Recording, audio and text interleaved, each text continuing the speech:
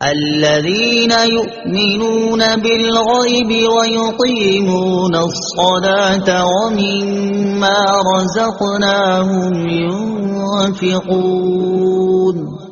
ترجمہ: وہ لوگ جو بغیر دیکھے ایمان لاتے ہیں اور نماز قائم کرتے ہیں اور ہمارے دیے ہوئے رزق میں سے کچھ ہماری راہ میں خرچ کرتے ہیں۔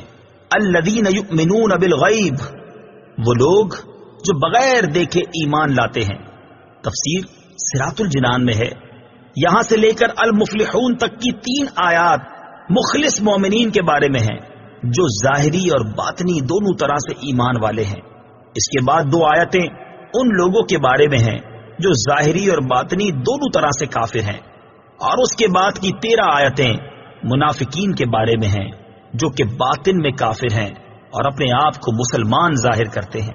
آیت کے اس حصے میں متقی لوگوں کا ایک وصف بیان کیا گیا ہے کہ وہ لوگ بغیر دیکھے ایمان لاتے ہیں، یعنی وہ ان تمام چیزوں پر ایمان لاتے ہیں جو ان کی نگاہوں سے پوشیدہ ہیں، اور نبی کریم صلی اللہ تعالی علیہ وسلم نے ان کے بارے میں خبر دی ہے، جیسے مرنے کے بعد دوبارہ زندہ کیا جانا، قیامت کا قائم ہونا، اعمال کا حساب ہونا اور جنت و جہنم وغیرہ۔ ایک قول یہ بھی ہے کہ یہاں غیب سے قلب یعنی دل مراد ہے۔ اس صورت میں آیت کے معنی یہ ہوں گے کہ وہ دل سے ایمان لاتے ہیں۔ ایمان اور غیب سے متعلق چند اہم باتیں۔ اس آیت میں ایمان اور غیب کا ذکر ہوا ہے، اس لیے ان سے متعلق چند اہم باتیں یاد رکھیں۔ نمبر 1، ایمان اسے کہتے ہیں کہ بندہ سچے دل سے ان سب باتوں کی تصدیق کرے جو ضروریات دین میں داخل ہیں، اور کسی ایک ضرورت دینی کے انکار کو کفر کہتے ہیں۔ نمبر 2، عمل ایمان میں داخل نہیں ہوتے، اسی لیے قرآن پاک میں ایمان کے ساتھ عمل کا جدا گانا ذکر کیا جاتا ہے، جیسے اس آیت میں بھی ایمان کے بعد نماز و صدقہ کا ذکر علیحدہ طور پر کیا گیا ہے۔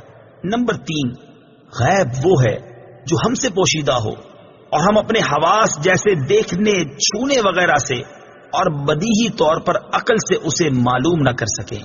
نمبر 4، غیب کی 2 قسمیں ہیں۔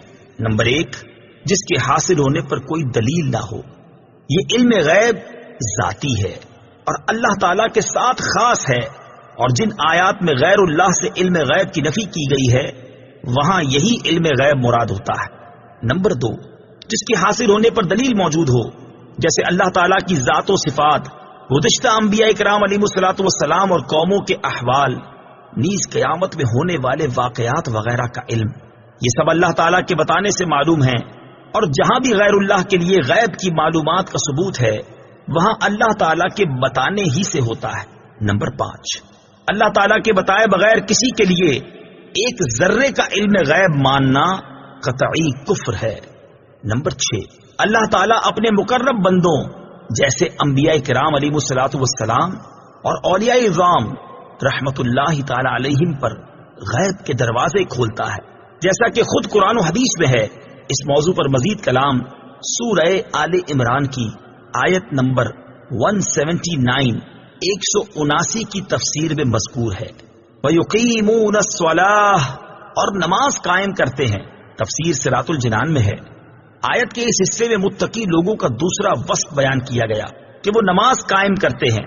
نماز قائم کرنے سے مراد یہ ہے کہ نماز کے ظاہری اور باطنی حقوق ادا کرتے ہوئے نماز پڑھی جائے۔ نماز کے ظاہری حقوق یہ ہیں کہ ہمیشہ ٹھیک وقت پر پابندی کے ساتھ نماز پڑھی جائے، اور نماز کے فرائض، سنن اور مستحبات کا خیال رکھا جائے، اور تمام مفسدات و مکروہات سے بچا جائے۔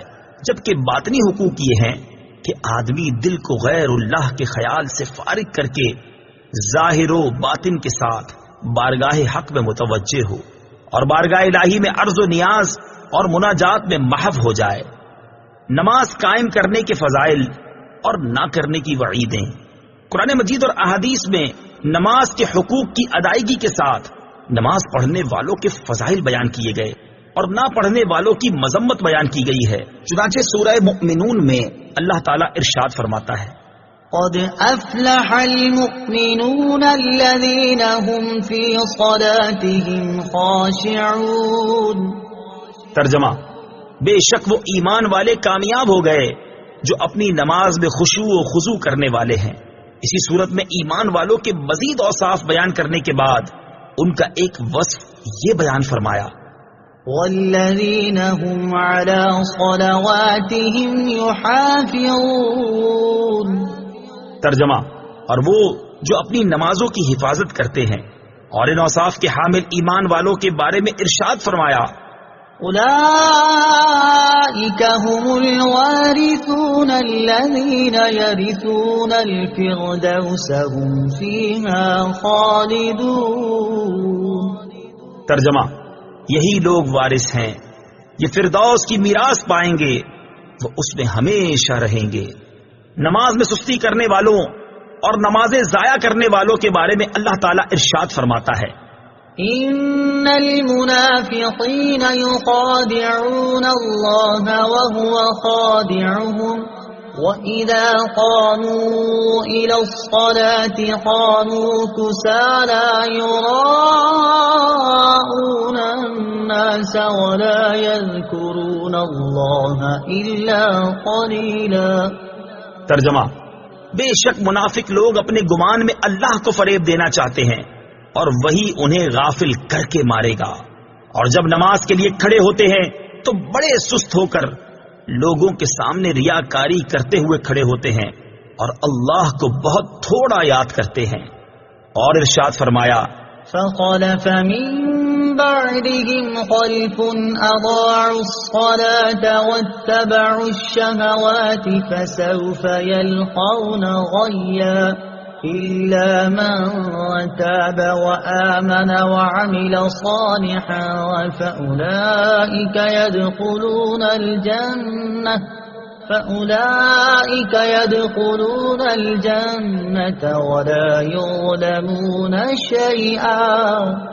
ترجمہ، تو ان کے بعد وہ نالائق لوگ ان کی جگہ آئے جنہوں نے نمازوں کو ضائع کیا اور اپنی خواہشوں کی پیروی کی، تو ان قریب وہ جہنم کی خوفناک وادی غی سے جا ملیں گے، مگر جنہوں نے توبہ کی اور ایمان لائے اور نیک کام کیے تو یہ لوگ جنت میں داخل ہوں گے اور ان پر کوئی زیادتی نہیں کی جائے گی۔ بخاری شریف کی حدیث ہے، حضرت عثمان غنی رضی اللہ تعالی عنہ فرماتے ہیں، سرکار دو عالم صلی اللہ تعالی علیہ وسلم نے ارشاد فرمایا، جس نے میرے اس وضو کی طرح وضو کیا پھر اس طرح 2 رکعت نماز پڑھی کہ ان میں خیالات نہ آنے دے تو اس کے پچھلے تمام گناہ بخش دیے جائیں گے۔ مسلم شریف کی حدیث ہے، حضرت عقبہ بن عامر رضی اللہ تعالی عنہ سے روایت ہے، سید المرسلین صلی اللہ تعالی علیہ وسلم نے ارشاد فرمایا، جو بھی مسلمان اچھے طریقے سے وضو کرتا ہے پھر کھڑے ہو کر اس طرح 2 رکعت نماز پڑھتا ہے کہ اپنے دل اور چہرے سے متوجہ ہو کر یہ 2 رکعتیں ادا کرتا ہے تو اس کے لیے جنت واجب ہو جاتی ہے۔ مسند امام احمد کی حدیث ہے، حضرت عبداللہ بن عمرو رضی اللہ تعالی عنہما سے روایت ہے، حضور پر نور صلی اللہ تعالی علیہ وسلم نے ارشاد فرمایا، جس نے نماز پر مداومت کی تو قیامت کے دن وہ نماز اس کے لیے نور، برہان اور نجات ہوگی، اور جس نے نماز کی محافظت نہ کی تو اس کے لیے نہ نور ہے، نہ برہان، نہ نجات، اور وہ قیامت کے دن قارون، فرعون، حامان اور ابی بن خلف کے ساتھ ہوگا۔ حضرت ابو سعید خدری رضی اللہ تعالی عنہ سے روایت ہے، حضور اقدس صلی اللہ تعالی علیہ وسلم نے ارشاد فرمایا، جس نے جان بوجھ کر نماز چھوڑی تو جہنم کے اس دروازے پر اس کا نام لکھ دیا جاتا ہے جس سے وہ داخل ہوگا۔ وَمِمَّا رَزَقْنَاهُمْ يُنْفِقُونَ، اور ہمارے دیے ہوئے رزق میں سے کچھ ہماری راہ میں خرچ کرتے ہیں۔ تفسیر صراط الجنان میں ہے، آیت کے اس حصے میں متقی لوگوں کا تیسرا وصف بیان کیا گیا کہ وہ اللہ تعالیٰ کے دیے ہوئے رزق میں کچھ اللہ تعالیٰ کی راہ میں خرچ کرتے ہیں۔ راہ خدا میں خرچ کرنے سے یا زکوٰۃ مراد ہے، جیسے کئی جگہوں پر نماز کے ساتھ زکوٰۃ ہی کا تذکرہ ہے، یا اس سے مراد تمام قسم کے صدقات ہیں، جیسے غریبوں، مسکینوں، یتیموں، طلباء، علماء اور مساجد و مدارس وغیرہ کو دینا، نیز اولیاء کرام یا فوت شدگان کے ایصال ثواب کے لیے جو خرچ کیا جاتا ہے وہ بھی اس میں داخل ہے کہ وہ سب صدقات نافلہ ہیں۔ مال خرچ کرنے میں میانہ روی سے کام لیا جائے۔ آیت میں فرمایا گیا کہ جو ہمارے دیے ہوئے میں سے کچھ ہماری راہ میں خرچ کرتے ہیں، اس سے معلوم ہوا کہ راہ خدا میں مال خرچ کرنے میں ایسا نہیں ہونا چاہیے کہ اتنا زیادہ مال خرچ کر دیا جائے کہ خرچ کرنے کے بعد آدمی پچھتائے، اور نہ ہی خرچ کرنے میں کنجوسی سے کام لیا جائے، بلکہ اس میں اعتدال ہونا چاہیے۔ اس چیز کی تعلیم دیتے ہوئے ایک اور مقام پر اللہ تبارک و تعالی ارشاد فرماتا ہے، وَلَا تَجْعَلْ يَدَكَ مَغْلُولَةً إِلَى عُنُقِكَ وَلَا تَبْسُطْهَا كُلَّ الْبَسْطِ فَتَقْعُدَ مَلُومًا مَحْسُورًا۔